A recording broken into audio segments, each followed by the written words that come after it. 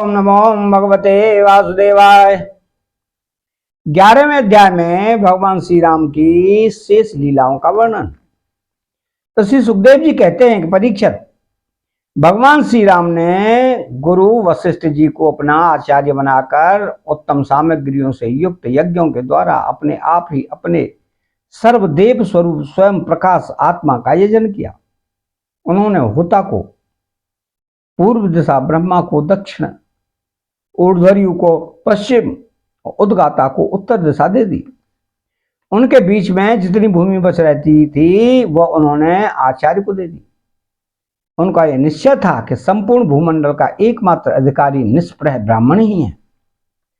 इस प्रकार सारे भूमंडल का दान करके उन्होंने अपने शरीर के वस्त्र और अलंकार ही अपने पास रखे। इसी प्रकार महारानी सीता के पास भी केवल मांगलिक वस्त्र और आभूषण ही बच रहे।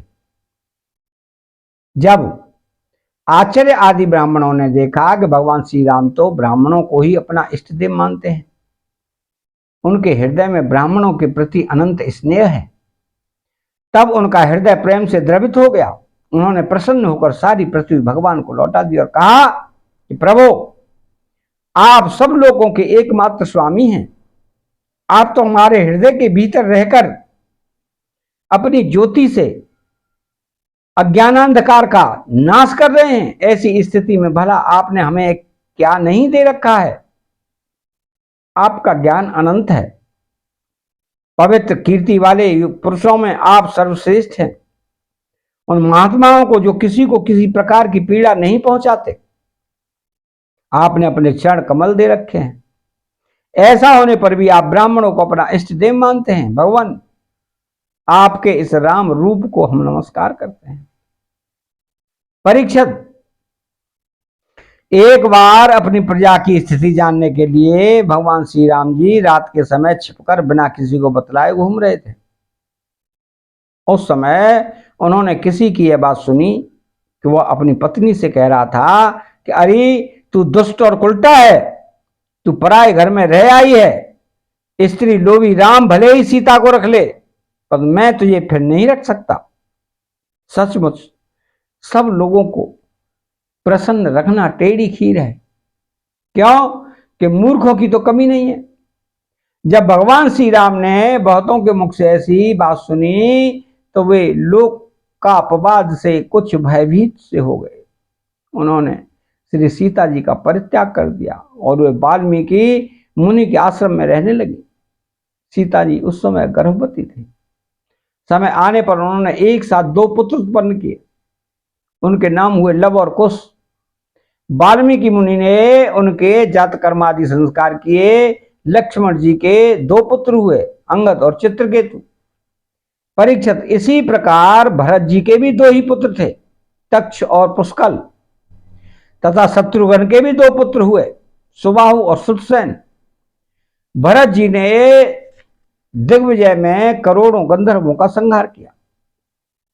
उन्होंने उनका सब धन लाकर अपने बड़े भाई भगवान श्री राम की सेवा में निवेदन किया। शत्रुघ्न जी ने मधुवन में मधु के पुत्र लवण नामक राक्षस को मारकर वहां मथुरा नाम की पुरी बसाई।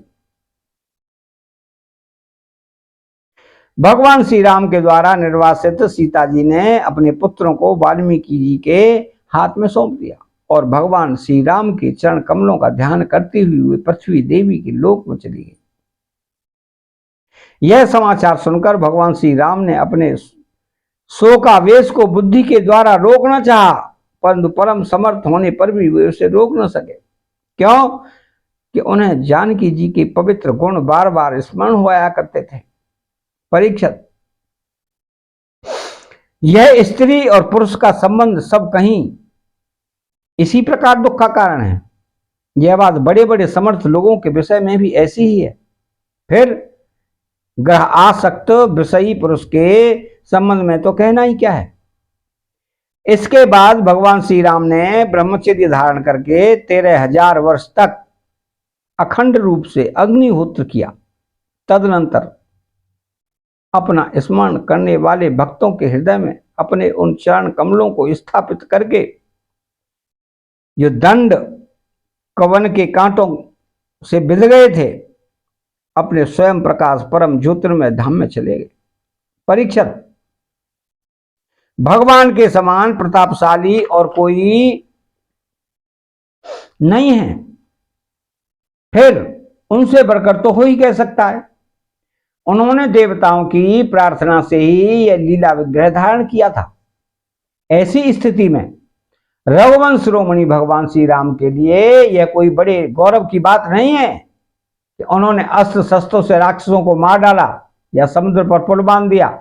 भला उन्हें शत्रुओं को मारने के लिए बंदरों की सहायता की भी आवश्यकता भी थी क्या? यह सब उनकी लीला ही है। भगवान श्री राम का निर्मल यश समस्त पापों को नष्ट कर देने वाला है। वो इतना फैल गया है कि दिग्गजों का श्यामल शरीर भी उनकी उज्ज्वलता से चमक उठता है। आज भी बड़े बड़े ऋषि, महर्षि, राजाओं की सभा में उनका गान करते रहते हैं। स्वर्ग के देवता, पृथ्वी के नरपति अपने कमनीय किरीटों से उनके चरण कमलों की सेवा करते रहते हैं। मैं उन्हीं रघुवंश शिरोमणि भगवान श्री रामचंद्र जी की शरण ग्रहण करता हूं, जिन्होंने भगवान श्री राम का दर्शन और स्पर्श किया, उनका सहवास अथवा अनुगमन किया। वे सब के सब तथा कौशल देश के निवासी भी उसी लोक में गए जहां बड़े बड़े योगी योग साधना के द्वारा जाते हैं। तो जो पुरुष अपने कानों से भगवान श्री राम का चरित्र सुनता है, उसे सरलता, कोमलता आदि गुणों की प्राप्ति होती है। परीक्षित, केवल इतना ही नहीं, वह समस्त कर्म बंधनों से मुक्त हो जाता है। तो राजा परीक्षित ने पूछा कि भगवान श्री राम स्वयं अपने भाइयों के साथ किस प्रकार का व्यवहार करते थे तथा भरत आदि भाई, प्रजाजन और अयोध्यावासी भगवान श्री राम के प्रति कैसा बर्ताव करते थे? तो श्री सुखदेव जी कहते हैं कि त्रिभुवनपति महाराज श्री राम ने राज सिंहासन स्वीकार करने के बाद अपने भाइयों को दिग्विजय की आज्ञा दी। तो स्वयं अपने निज जनों को दर्शन देते हुए अपने अनुचरों के साथ हुए पुरी की देखरेख करने लगे। उस समय अयोध्यापुरी के मार्ग सुगंधित जल और हाथियों के मतकणों से सचे रहते। ऐसा जान पड़ता मानो यह नगरी अपने स्वामी भगवान श्री राम को देखकर अत्यंत मतवाली हो रही है। उसके महल, फाटक, सभा भवन, विहार और देवालय आदि में सुवर्ण के कलश रखे हुए थे और स्थान स्थान पर पताकाएं फहरा रही थी। वह डंठल समेत सुपारी, केले के खम्भे और सुंदर वस्त्रों के पट्टों से सजाई हुई थी। दर्पण, वस्त्र और पुष्पमालाओं से तथा मांगलिक चित्रकारियों और वंदनवारों से सारी नगरी जगमगा रही थी। नगरवासी अपने हाथों में तरह तरह की भेंटें लेकर भगवान के पास आते और उनसे प्रार्थना करते कि देव, पहले आपने ही वाराह रूप से पृथ्वी का उद्धार किया था, अब आप ही इसका पालन कीजिए। परीक्षित, उस समय जब प्रजा को मालूम होता कि बहुत दिनों के बाद भगवान श्री राम जी इधर पधारे हैं, तब सभी स्त्री पुरुष उनके दर्शन की लालसा से घर द्वार छोड़कर दौड़ पड़ते। वे ऊंची ऊंची अटारियों पर चढ़ जाते और तृप्त नेत्रों से कमल नयन भगवान को देखते हुए उन पर पुष्पों की वर्षा करते। इस प्रकार प्रजा का निरीक्षण करके भगवान फिर अपने महलों में आ जाते। उनके वे महल पूर्ववर्ती राजाओं के द्वारा सेवित थे। उनमें इतने बड़े बड़े सब प्रकार के खजाने थे जो कभी समाप्त नहीं होते थे। वे बड़ी बड़ी बहुमूल्य बहुत सी सामग्रियों से सुसज्जित थे। महलों के द्वार तथा देहलियां मूंगे की बनी हुई थी। उनमें जो खंभे थे वे वैदूर्य मणि के थे। मरकत मणि के बड़े सुंदर सुंदर फर्श थे तथा स्फटिक मणि की दीवारें चमकती रहती थी।